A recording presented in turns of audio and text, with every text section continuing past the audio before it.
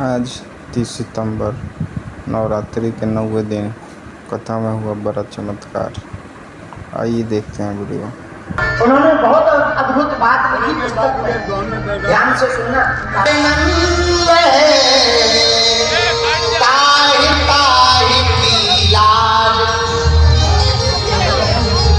जो जिसकी शरण में रहेगा इलाज उसके आराध्य के हाथ में। जो जाकी शरण रहे ताहि ताहि की लाज। मीन धार सन्मुख बहे बहे जाप गजराज। तुम लोगों ने मछली देखी, पानी में मछली उल्टी चढ़ जाती, धारा के विपरीत चली जाती कि नहीं चली जाती? बोलो। मछली पानी में धारा के विपरीत चली जाती, लेकिन हाथी बह जाता। बताओ कितनी विचित्र बात है। मछली का वजन 100 ग्राम, 5 किलो, 10 किलो, लेकिन वो ऊपर की तरफ चली जाती और हाथी क्विंटलों का होता फिर भी बह जाता। बोले क्यों? बोले हाथी थल की शरण में है, मछली जल की शरण में है। जल की शरण में रहने से वो उल्टी भी बह जाए तो कोई बात नहीं। उसी प्रकार यदि तुम भगवान की शरण में रहकर थोड़े मोड़े उल्टे भी बह जाओगे तब भी तुम्हारा बेड़ा पार हो जाएगा। हमारे एक बहुत पहले आर्गन बजाने वाले रहते थे, सुनील पांडे। अब तो आजकल वो कथा कहने लगे। अभी हम कुछ दिन पहले उनको मिले तो एक दोहा बहुत अच्छा गाते थे, तो हम वो दोहा रोज सुनते थे उनसे। दीनानाथ अनाथ का भला मिला संयोग। भगवान तुम्हारा और हमारा बहुत अच्छा हुआ कि दोनों लोग मिल गए। तुम हमें पहचान गए, हम तुम्हें थोड़ा मोड़ा जाने। दीनानाथ अनाथ का भला मिला संयोग। और यदि अब तुम तारोगे नहीं तो हंसी करेंगे लोग। आपका और हमारा नाता हो गया अब, लेकिन यदि आप प्रभु को तारोगे नहीं तो ये संसार वाले हंसी करेंगे। भैया जैसे जल में जल की मछली उल्टी बह जाती फिर भी उसको कोई फर्क नहीं पड़ता, जैसे हवा में उड़ने वाले पंछी हवा के विपरीत में उड़ जाते उनको कोई फर्क नहीं पड़ता, वैसे ही परमात्मा की शरण में रहने वाला साधक यदि कुछ उल्टा भी कर दे तो वो सीधा हो जाता। और ये हम अप्रमाणित बात नहीं कह रहे हैं, प्रमाणित बात कह रहे हैं। रामचरितमानस में ऐसा हुआ, उल्टा नाम जपऊ जग जाना।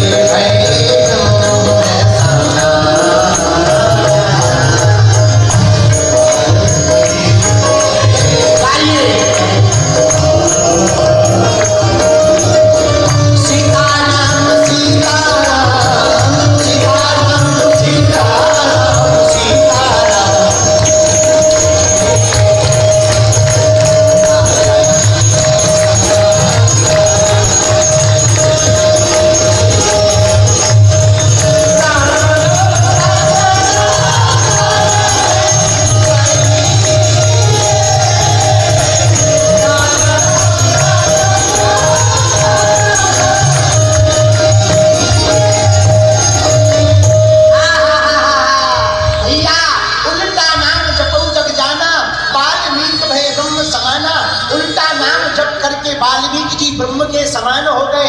उल्टी धारा में मछली बह जाती, उल्टी पवन की झकोरों में पंछी उड़ जाते। बोले क्यों? बोले जो जिसकी शरण में रहेगा वो उल्टा भी करे तो सीधा हो जाए। अच्छा, ये बात भी कोई अप्रमाणित नहीं हम बोल रहे, इसका दूसरा प्रमाण और है रामायण का। ध्यान से सुनना, भगवान की शरण का फायदा क्या है। कुछ लोग पूछते हैं महाराज भगवान का हो जाने का फायदा क्या है। अब देखो सिंह पूछ तो निकलेगी नहीं, फायदा बहुत है। देखो मनोरंजन सुनोगे आप, फिल्म टीवी आदि ये नाटक वाटक देखोगे तो क्या होगा, मनोरंजन होगा। पर कथा सुनोगे तो क्या होगा, बोले मनोभंजन होगा। दोनों में अंतर। बोलो सीताराम। तो भगवान की शरण में जाने से फायदा क्या है? कुछ बिना फायदे के भी तो काम करो। आदमी बिना फायदा का कुछ करता ही नहीं, पर अनेक ऐसे काम है जो बिना फायदा के करता हो, कभी पूछता नहीं। और किसी से पूछा जाए गुटखा खाने से क्या फायदा है, तो कहेगा फायदा तो नहीं है, बस आदत है। छटरी के बड़े, जब गुटखा की आदत हो सकती तो जब की आदत नहीं हो सकती। लेकिन उसके लिए पूछेगा क्या फायदा, न कटा मुंह सर चला। किसी से पूछो बीड़ी पीने से क्या फायदा, एक हमारा चेला था, तुम नहीं, एक और चेला बीड़ी पीता था, बीड़ी हमारा चेला। हमने पूछा बेटा बीड़ी क्यों पीते हो, बोले गुरुजी पेट साफ हो गया। तो हमें बड़ी हंसी आई, बोले हंस क्यों रहे। अभी कथा खत्म नहीं हुआ है, आइए आगे देखते हैं। उनका फिर डॉक्टर उल्लू है जो पेट साफ के लिए सिरप पिलाते हैं। तो बीड़ी पिलानी चाहिए।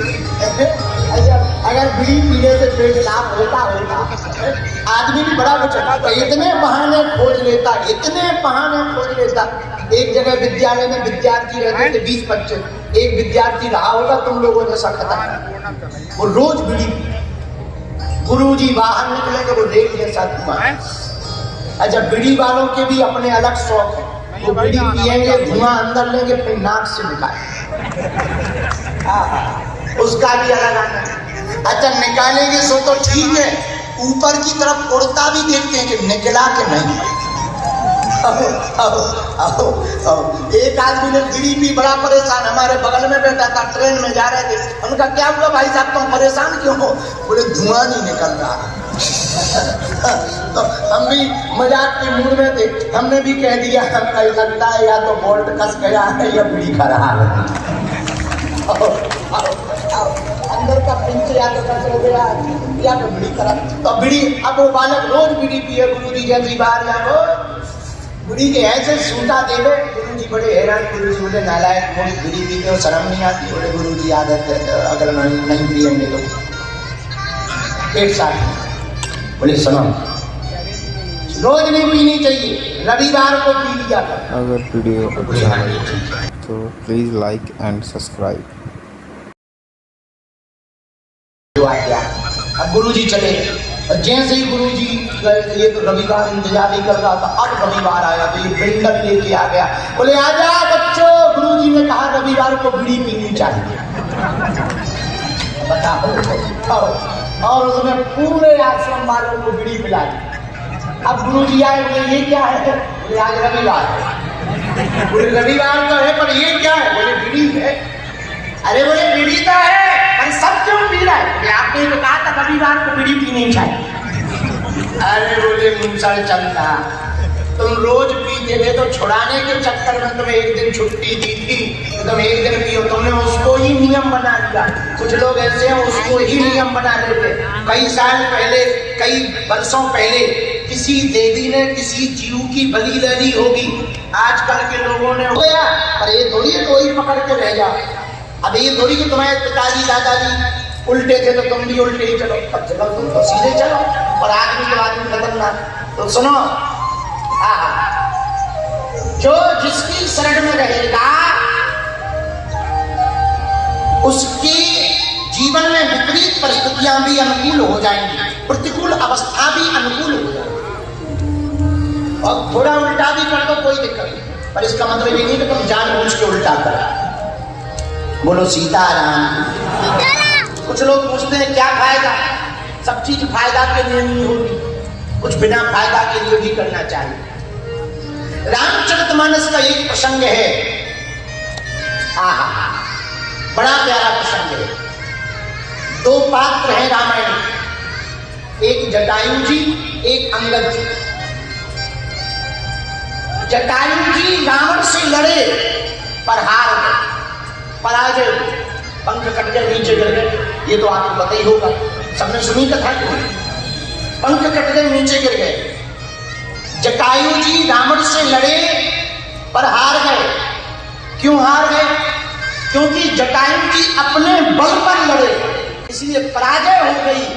अंगद जी लंका में जाकर जानकी माता को दांव पे लगा देते हैं, रावण हमारा पैर जो उठा ले, यदि कोई उठा दे तो हम तुम्हें वचन दे रहे, मानो राम जी ने जानकी माता को हरा दिया। हम जानकी माता को दांव पर लगा रहे हैं। तो किसी ने अंगद जी से कहा कि तुमने राम जी से पूछी है कि आपकी देवी जी को यानी श्री किशोरी जी जानकी जी को हम दांव पे लगा रहे हैं और वहां पे जुआ खेलेंगे, दांव लगाएंगे, क्या दांव लगाएंगे? बोले हम पैर जमा देंगे, और कोई पैर जमाए उठाए तो मानो जानकी जी रावण की हो गई, ना उठा पाए तो तुम शरण में आ जाओ। अंगद जी बोले पूछा तो हमने है नहीं। बोले फिर कैसे तुमने दांव लगा दिया? अंगद जी बोले प्रभु के बल पर, अपने बल पर हमने दांव नहीं लगाया, प्रभु श्री राम के प्रताप के बल पर हमने दांव लगाया है। अंगद जी कहते हैं भैया समझ राम प्रताप कब कोपा। हमें राम जी के प्रताप का बल पता है कि यदि राम जी के नाम से कोई काम कर दिया जाए तो पराजय हो ही नहीं सकती। हुआ भी वही, लंका के बड़े बड़े मल्ल, बड़े बड़े योद्धा अंगद जी का पैर हटाने आए पर टिस का मिस न कर पाए। स्वयं रावण चरणों में जब झुका तो अंगद जी ने पैर हटा करके कहा, रावण जैसा तू हमारे चरणों में झुक गया, ऐसे यदि तू राम जी के चरणों में झुक जाए तो तेरा बेड़ा पार हो जाएगा। तो किसी ने अंगद जी से कहा कि अभी तो तुमने शर्त लगाई थी, अब रावण आया तो पैर क्यों हटा लिया? अंगद जी बोले कि हमने हार जीत के लिए थोड़ी शर्त लगाई थी, रावण को झुकाने के लिए लगाई थी।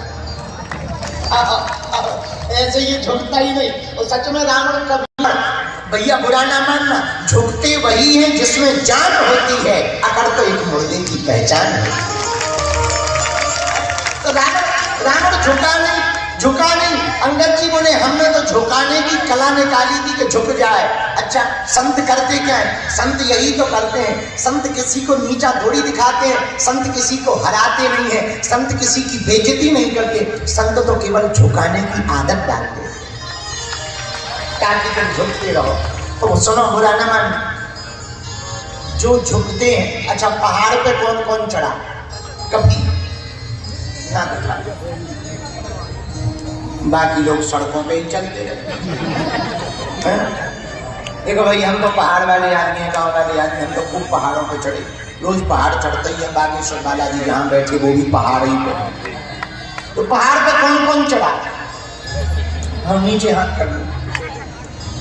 यदि आप पहाड़ पे चढ़े होंगे तो एक कला देखी होगी, जब पहाड़ पे चढ़ते हैं तो झुकते हैं, जितनी ऊंची ऊंचाई उतनी धनुष्मान बढ़ जाता है, टेढ़ा होता जाता है। हाँ जी या नहीं? हाँ बोलो। जितनी ऊंची ऊंचाई होगी उतना ही आदमी झुकता चला जाता है, लेकिन जैसे ही उतरता है सो अकड़ जाता है, अकड़ जाता है। तो जो झुक गया हो समझ जाना ये ऊपर चढ़ रहा है, और जो ऐसा हो जाए समझ जाना ये नीचे उतर रहा है।